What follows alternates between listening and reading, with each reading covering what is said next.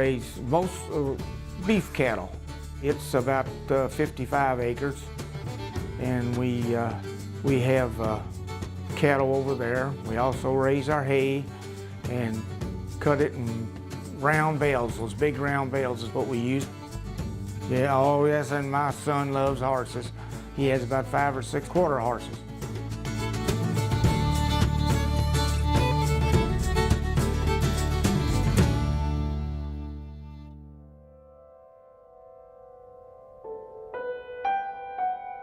When I finished coming out of the field,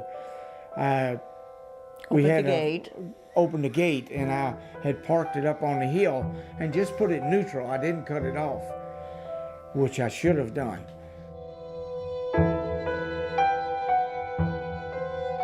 I looked back and the tractor was rolling, and I tried to jump up on it and stop it. And I guess the wheel knocked me down. The phone rang, and I answered, and he said, "Come quick, the tractor ran over me." So I immediately called 911. Got to the field and checked on him. He was still conscious, really perspiring, but still alert. And so I said, I've got to go back and find the ambulance. It hadn't gotten there.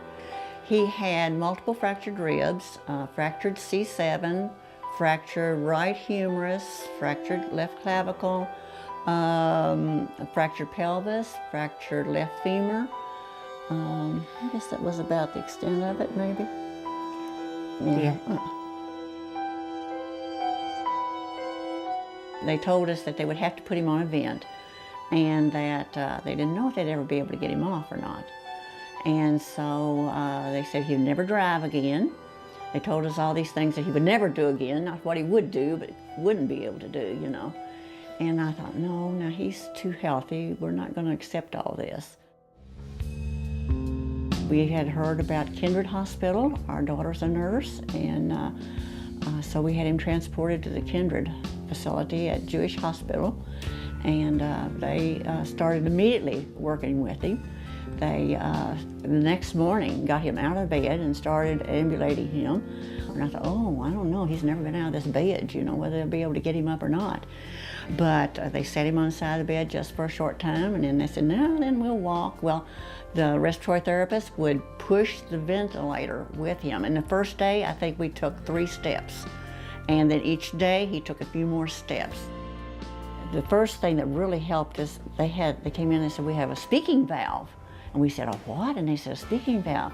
Said they can put this valve in the vent and he can talk. I can talk. We called everybody under the sun when he finally could speak, you know. And it sounded like his real voice, you know. It wasn't a garbled sound or anything.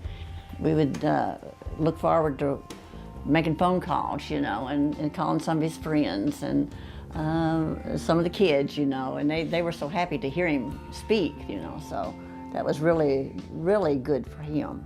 It wasn't so much hospital atmosphere as some of the other hospitals, you know, it was more personal. This Shalanda, she would say, we talk about you every day when we have our meetings in the morning. You're the star pupil here, I guess you'd call it. And it'd make you feel good, you know. You wanted to do what they wanted you, what they were trying to do. And they would praise him, you know, for little steps that he would make. Yeah, when I first walked, they were prouder than I was, I believe. It was more of a family atmosphere, you know. Well, I think Kindred, like I said, they gave me my life back because I didn't have one until Kindred got me off of the vent. And Kindred made us a family again. We could be home with the kids and the grandkids, and Kindred was just a special place, a special hospital for us.